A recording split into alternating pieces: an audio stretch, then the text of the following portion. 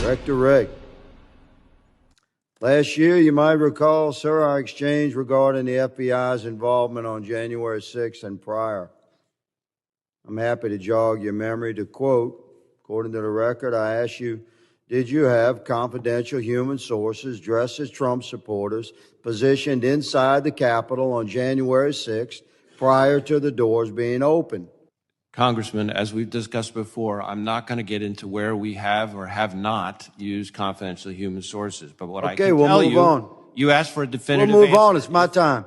I also think it's interesting that this report comes out the day after Chris Wray resigns. You know what I'm getting to the Democratic Party? You know what I'm getting really pissed off about? I'm getting really ticked off at every time they open their mouth about something pertaining to y'all, they seem right.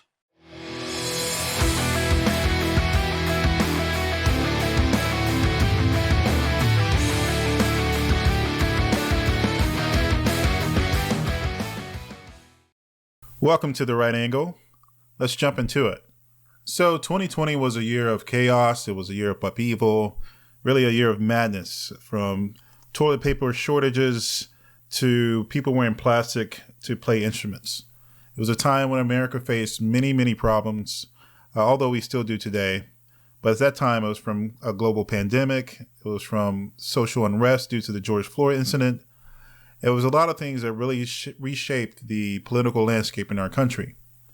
But while some events were labeled fiery but mostly peaceful, others were treated as existential threats to democracy, even described as the worst attack on our nation since Pearl Harbor.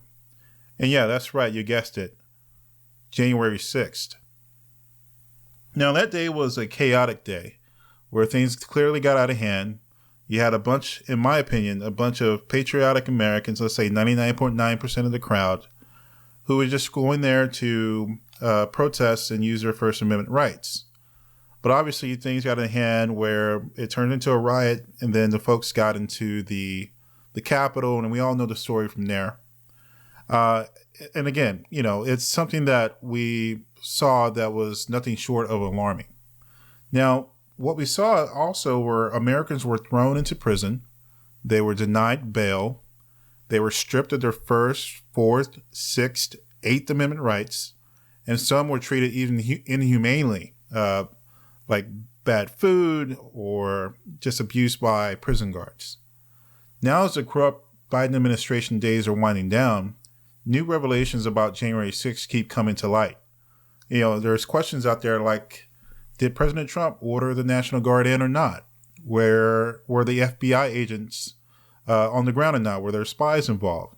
Were the crowds deliberately enticed or incited to go into the Capitol? These are not just theories anymore. They're urgent questions that demand answers. And the clock is ticking. Over the next few weeks, we'll break down what we know, starting with the so-called conspiracy theory that is beginning to look more like fact, which is the FBI had undercover agents on the ground on January 6th. Went into the Capitol. Were they inciting anything? Were they enticing anyone to go with them? I really would love to know what exactly they were saying to the people in the groups that they were part of. I also think it's interesting that this report comes out the day after Chris Wray resigns. It seems to me that he may not have wanted to contend with the questions that, of course, are going to emerge from everything that we're learning today. And the other point I'd like to make is something that David Spunch just raised, where he said that Matthew Graves, who's the U.S. attorney here in Washington, D.C., did not prosecute any of those confidential human sources, spies, that did enter the Capitol that day. And his office, Graves' office, did put out a statement and said that they did not generally prosecute anyone who just went into the Capitol and didn't commit other crimes. My question there is, what does generally mean? How did they make those decisions? And why weren't those particular paid spies part of that group? The 23 confidential human sources, just reading through this, Carrie, 3 of them entered the Capitol during the riot. An additional 11 entered the restricted area around the Capitol, to your point. Based on what we have learned so far in the details of this report, how would you characterize the findings?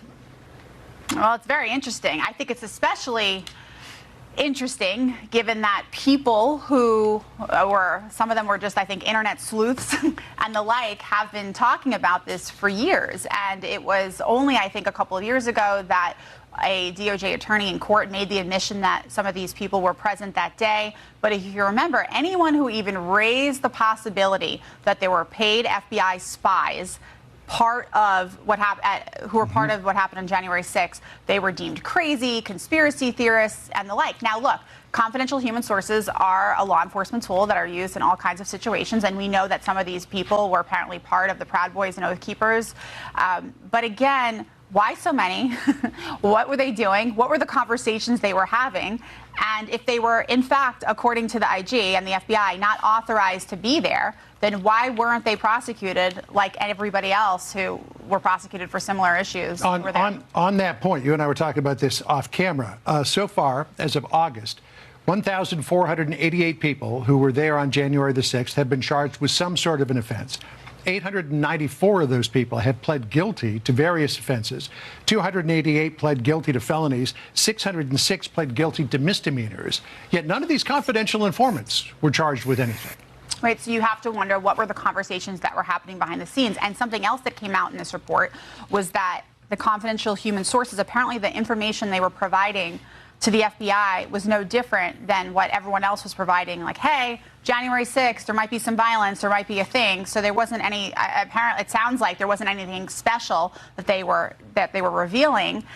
And, you know, again, the questions are, what were those confidential human sources who were, quote, not encouraged or directed to be there by the FBI? What were they saying to the other people in their groups? And the reason I keep raising that is because if, in fact, there were conversations occurring like, hey, let's go in there, let's do that, let's do this.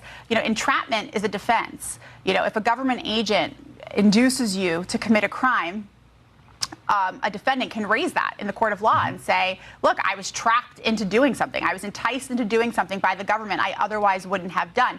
Now, the government's response based on this report would probably be, well, they weren't authorized by the government to be there at the time. But then, of course, a question for a judge would be, well, could they have been perceived still as an agent of the government, given that they were, you know, this confidential human source? What did the defendant know about them and their role at the time? I just think this report raises more questions, but certainly at a minimum, gives some credibility to people who have been saying this for so many years. So there you have it. The FBI had confidential human sources on the ground on January 6th, something they dismissed time and time and time again in congressional hearings and interviews and everything you can possibly name. And they particularly dismissed these as conspiracy theories for years. But now with the IG report out, the truth is really undeniable. And, you know, you saw the open. If you don't know, Christopher Wray, who was the FBI director, he was appointed by Trump. He's been there for 7 years. Super, super deep state guy, rhino, whatever you want to put to him as an attachment. People are now starting to wonder, okay, like the video showed, is he quitting because of this? Is this the reason why he's gone?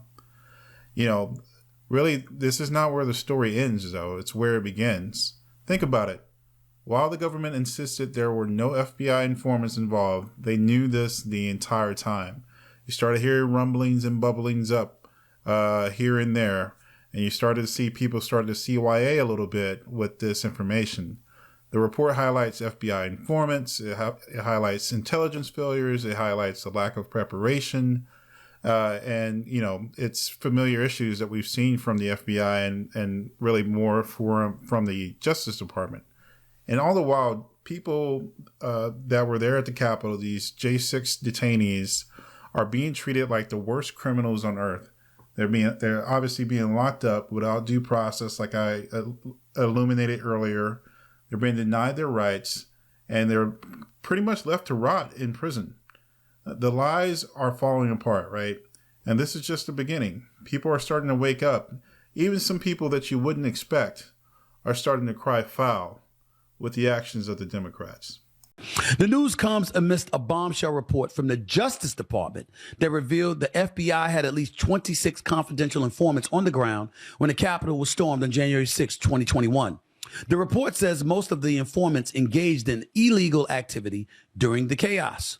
The Justice Department says only 3 of its 26 informants present had been instructed to observe potential domestic terrorist suspects on the day of the riot. The rest of the 23 appeared to have gone to the Capitol on their own accord.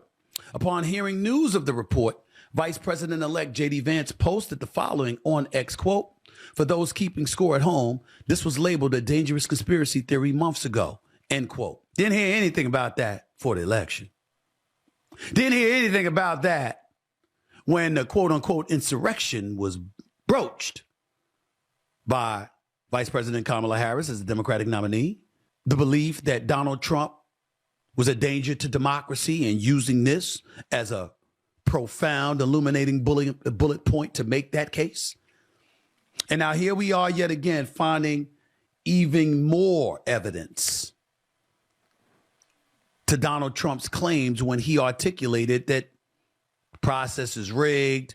My big issue is that I'm really, really sick and tired of every time I turn around finding something else that the Democrats have lied about or downplayed or misrepresented along the way. I mean, I see Republicans like Megyn Kelly or Officer Tatum or Candace Owens or, you know, the Sean Hannitys of the world. You know what I'm getting tired of?